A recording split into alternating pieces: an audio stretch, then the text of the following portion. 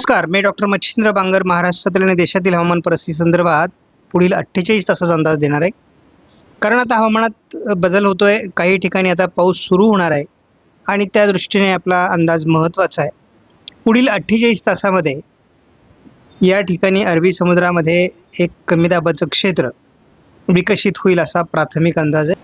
सध्या तर भारतामध्ये कुठे पाऊस पडतोय हे जर आपण बघितलं तर अंदमान निकोबार बेटांच्या दरम्यान सध्या पावसाळी परिस्थिती आहे.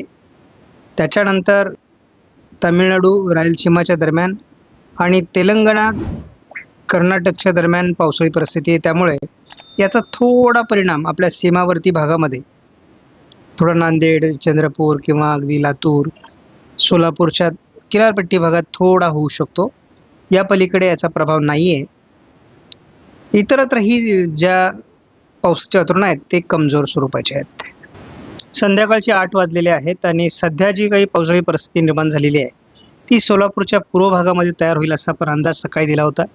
थोडा सांगलीच्या पूर्व भागामध्ये पावसाळी परिस्थिती मेघगर्जनेसह आहे. त्याचबरोबर आपण हेही बघू शकतो की चंद्रपूरच्या दरम्यान आपल्याला या ठिकाणी थोडी पावसाळी परिस्थिती सध्या दिसते आणि मोठ्या प्रमाणात ढगाळ परिस्थिती महाराष्ट्रामध्ये तयार झालेली आहे. आणि या पार्श्वभूमीवर आपण जर उद्याचा अंदाज बघितला, थोडा रत्नागिरी सिंधुदुर्गमध्ये उद्या सकाळी पावसाळी परिस्थिती राहू शकते असा अंदाज आहे. आपण उद्या दिवसभरामध्ये काय होऊ शकतं हा अंदाज या ठिकाणी बघतो. तसा आपण मॉडेल आपल्याला अतिशय क्लिअर अंदाज देत नाही हे आपल्याला माहिती आहे, परंतु साधारणपणे आपल्या अंदाजानुसार उद्या घाट माथ्यावर थोडं पावसाळी वातावरण तयार होईल. नाशिक जिल्ह्यासहित पश्चिम अहिल्यानगर, पुणे, सातारा, सांगली, कोल्हापूर या भागात उद्या पावसाच्या घटना घडू शकतात. थोडं अहिल्यानगर, बीड किंवा सोलापूर, धाराशिव, लातूर भागामध्ये देखील उद्या पावसाची शक्यता निर्माण होणार आहे.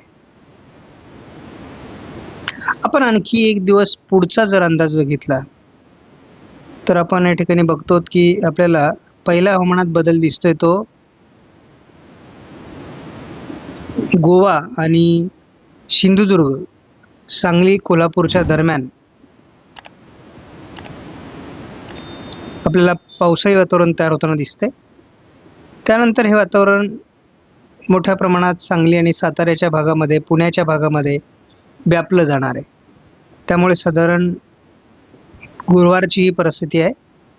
त्यामुळे गुरुवारी देखील पावसाळी परिस्थिती निर्माण होऊ शकते आणि थोडं लातूर, धाराशिव, बीड आणि परभणी, नांदेड या भागात देखील याचा प्रभाव असू शकतो किंवा पुणे जिल्ह्यामध्ये सुद्धा याचा प्रभाव राहण्याची शक्यता आहे. आपण करंट सिच्युएशननुसार पावसाचं अनुकूल वातावरण हे नाशिक जिल्ह्यामध्ये तयार होऊ शकतं. छत्रपती संभाजीनगरचा पश्चिमी भाग, अहिल्यानगरचा पश्चिमी भाग, पुणे जिल्हा, सातारा जिल्हा, त्यानंतर सोलापूरचा काही भागामध्ये, सांगली आणि कोल्हापूर, रत्नागिरी, सिंधुदुर्गचा पूर्व भाग किंवा रायगडचा पूर्व भाग घाटमाथ्यावर या ठिकाणी पुढील काही कालावधीमध्ये पावसाची शक्यता आहे. हा ICMW मॉडेलचा उद्याचा अंदाज आहे. 21 तारखेला या पावसाच्या प्रमाणामध्ये मोठ्या प्रमाणात वाढ होईल. यामध्ये मग सोलापूर, त्यानंतर पुणे, अहिल्यानगर पश्चिम, नाशिकच्या बऱ्याच भागात, त्यानंतर ठाणे, रायगड, रत्नागिरी, सिंधुदुर्गच्या घाट माथ्यावर आणि खास करून सातारा, कोल्हापूर या भागामध्ये जोरदार पावसाची शक्यता आहे. त्यामुळे येत्या 48 तासात मुख्यत्वे करून घाट माथ्यावर पावसाची शक्यता अधिक आहे. आपण बघतो की आज रात्री ढगाळ परिस्थिती संपूर्ण कोकण किनारपट्टीला राहणार आहे. रायगड, रत्नागिरी, सिंधुदुर्गमध्ये एखाद दुसऱ्या ठिकाणी स्थानिक वातावरण तयार होऊ शकतं. मात्र उद्या या वातावरणात बदल होणं शक्य आहे. आपण बघतो की नाशिक जिल्ह्यासह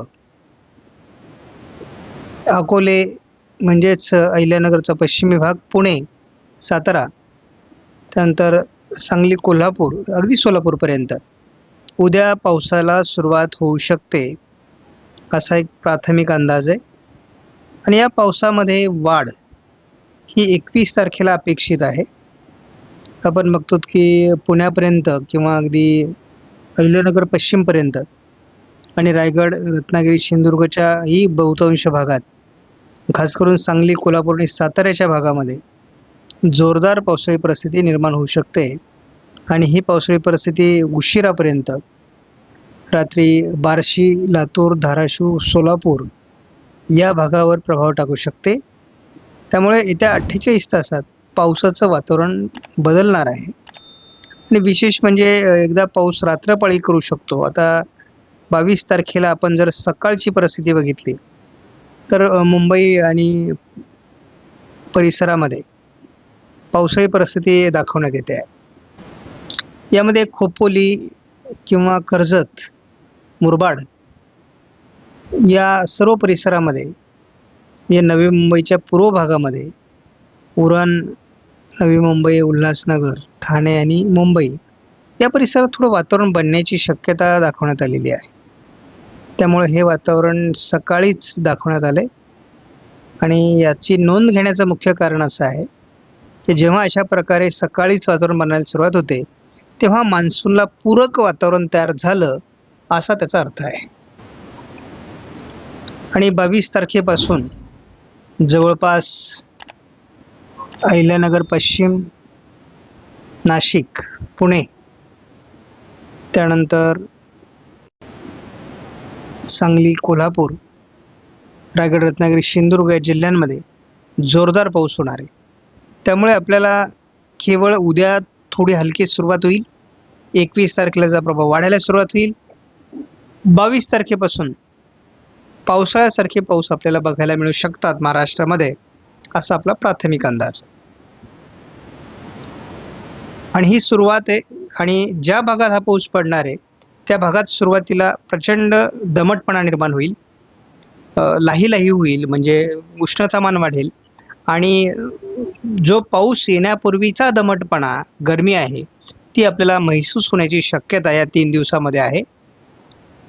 त्यामुळे सर्वांनी काळजी घ्या आणि लवकरच आपण पावसाच्या स्वागताला तयार